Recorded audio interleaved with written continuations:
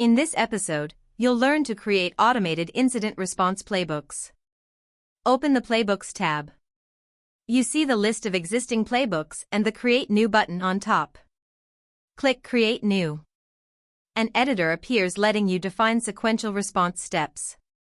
Each step can be block source IP, isolate device, collect evidence, run vulnerability scan, notify team via Telegram, or create a child incident.